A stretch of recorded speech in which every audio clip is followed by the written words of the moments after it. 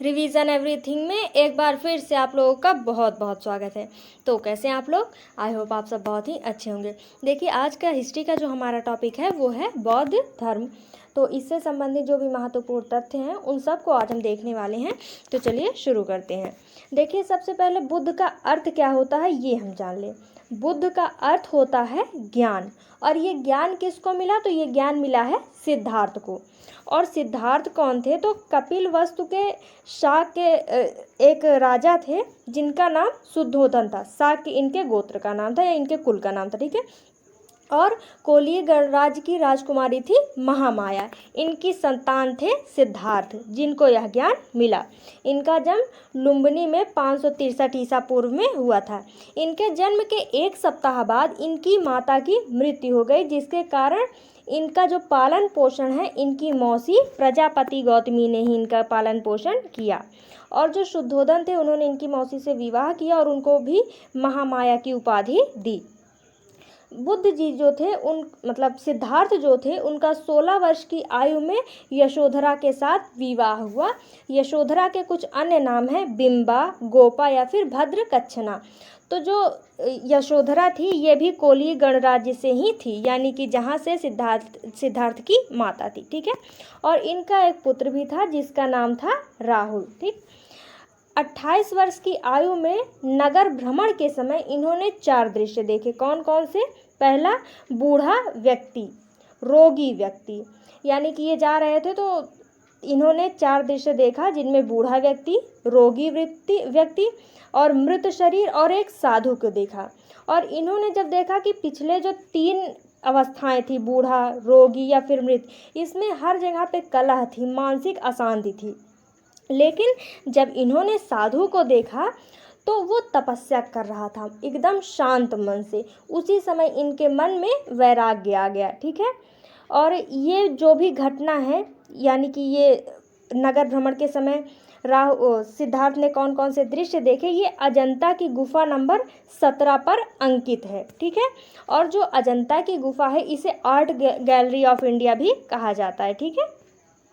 फिर उसके बाद इन्होंने ग्रह त्याग दिया, और ग्रह त्याग की जो घटना है बौद्ध धर्म में वो महाभिनिष्क्रमण कहलाती है।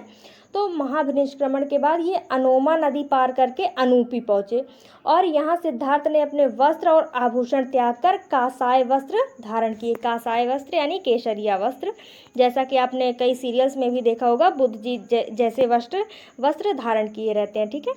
फिर अनूपी में 7 दिन तक तप करने के बाद ये राजगृह चले गए, और यहाँ पे इन्होंने रुद्रक रामपुत्र अलार कलाम से योग की शिक्षा प्राप्त की। अलार कलाम सांख्य दर्शन से जुड़े हुए हैं, जो भारत का प्राचीनतम दर्शन है। इसी सांख्य दर्शन को कपिल मुनि ने लोकप्रिय बनाया हुआ है। और योग की शिक्षा लेने के बाद सिद्धार्थ उरुवेला आते हैं, ठीक है। सबसे पहले जो सिद्धार्थ थे ये सारनाथ के मृगदाब वन में 5 ब्राह्मणों के साथ तप कर रहे थे। और इस बीच महात्मा बुद्ध, यानी कि अभी तो इनको हम सिद्धार्थ ही बोलेंगे, सिद्धार्थ ने किसी भक्त के द्वारा लाई गई खीर को ग्रहण किया, जिसके बाद इनका अपने जो अन्य मित्र थे 5 ब्राह्मण, उनके साथ इनका विवाद हो गया, जिसके कारण सिद्धार्थ वो स्थान छोड़कर चले गए। फिर जो सिद्धार्थ थे वो गया चले गए, और फल्गु नदी, जिसको निरंजना नदी भी बोलते हैं, इसके किनारे वो तप करने लगे। फिर उसके बाद वैशाख पूर्णिमा के दिन पीपल वृक्ष के नीचे सिद्धार्थ को ज्ञान प्राप्त हुआ। अब सिद्धार्थ बुद्ध कहलाए, यानी कि जो सिद्धार्थ थे वो ज्ञान प्राप्त करने के बाद बुद्ध कहलाए। चूँकि इनका गोत्र गौतम था इसीलिए ये गौतम बुद्ध कहलाए। वो पीपल वृक्ष जिसके नीचे इनको ज्ञान प्राप्त हुआ वो बोधि वृक्ष, और गया जहाँ पे इन्हें ज्ञान की प्राप्ति हुई वो बोध गया कहलाया। और इनके कुछ अन्य नाम या उपाधियाँ हैं, कौन कौन सी? तो शाक्य मुनि, बुद्ध शाक्य, तथागत या अमिताभ इनके अन्य नाम हैं। बुद्ध के जो बोधि वृक्ष है उसके चारों ओर लकड़ी की बाउंड्री जो है उसको अशोक ने लगवाया था, और ये जो बाउंड्री थी इसको बोधिमंड कहा गया, ठीक है। और जो सुंग वंश के शासक थे उन्होंने लकड़ी की बाउंड्री को हटाकर पत्थर की इसको करवा दिया, ठीक है। अशोक ने इसी बोधि वृक्ष की टहनी को लेकर अपने पुत्र महेंद्र और पुत्री संघमित्रा को श्रीलंका के शासक तिस्स के पास एक पत्र लिखकर भेजा था। और उस पत्र में इन्होंने संबोधन करते हुए लिखा था कि हे तिस्स, मैं तथागत का शिष्य बन गया हूँ। ठीक है। बुद्ध का जो ज्ञान है उसका सार की अगर हम बात करें तो उसका सार है प्रतीत समुत्पाद, अर्थात जो जैसा प्रतीत होता है वैसा ही उत्पन्न होता है। अर्थात हर कार्य के पीछे कोई ना कोई कारण होता है। और यह जो सिद्धांत है ये सापेक्षवाद का सिद्धांत या कार्यकरणवाद का सिद्धांत कहलाता है। ठीक है। उसके बाद है बुद्ध को जब ज्ञान मिला तब उन्होंने अपना ज्ञान सर्वप्रथम 2 बंजारों को दिया। कौन कौन से थे? तो भल्लिक और तपस्सुम। यहाँ पे ज्ञान की बात हो रही। ठीक।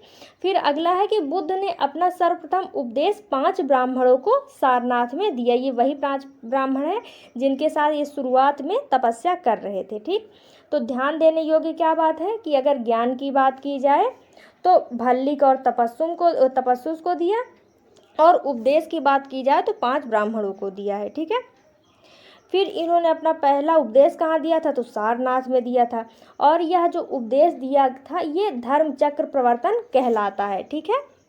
और इसका जो प्रतीक है वो तीली वाला पहिया है। जैसे जो वर्तमान हमारा तिरंगा है उसमें मध्य में देखेंगे जो 24 पहिए वाला तीली है, चक्र है, ये उसी का प्रतीक है। ठीक है। फिर उसके बाद है इन्होंने उपदेश क्या क्या दिया? तो इनके 4 उपदेश थे। पहला है दुख, यानी संसार दुखों से भरा हुआ है। फिर है दुख समुदाय, यानी कि जो दुख का कारण है वो इच्छा या फिर अज्ञानता है। और दुख निरोध है तीसरा, इसका मतलब है कि इस इच्छा को समाप्त कीजिए। फिर चौथा है दुख निरोध गामिनी प्रतिपदा, यानी कि अगर आपको इच्छा समाप्त करना है तो आप कैसे समाप्त करेंगे? तो एक रास्ते पर चल के इसे आप समाप्त कर सकते हैं। और वो कौन कौन सा मार्ग है? तो उसे अष्टांगिक मार्ग कहते हैं, जिस पर चलकर आप इस दुख से निजात पा सकते हैं। कौन कौन सा अष्टांगिक मार्ग? तो सम्यक ज्ञान, सम्यक विचार, सम्यक वाक, सम्यक कर्म, सम्यक आजीविका, सम्यक प्रयास, सम्यक कर्मांत और सम्यक ध्यान या फिर समाधि। ठीक है। और ये जो अष्टांगिक मार्ग है इनको मध्यम मार्ग या मध्यम मार्ग बोला जाता है। और इस अष्टांगिक मार्ग को भी 3 भागों में बांटा जाता है, प्रज्ञा, शील और समाधि। तो इन तीनों को भी ध्यान रखिएगा। ठीक। अब अगला है कि सारनाथ में प्रथम उपदेश के बाद इन्होंने एक संघ बनाया और उसमें शिष्यों की संख्या 60 थी। इन 60 शिष्यों के 12-12 भागों में बांटकर कुल 5 समूह बनाए गए, जिसे पंचवज्ञीय कहा गया। यह समूह गणतंत्रात्मक प्रणाली पर आधारित था या फिर गणतंत्रात्मक प्रणाली पर कार्य करता था। संघ की जो बैठक होती थी उसके लिए न्यूनतम संख्या की आवश्यकता होती थी। और यह जो न्यूनतम संख्या थी इसको कोरम कहा जाता था।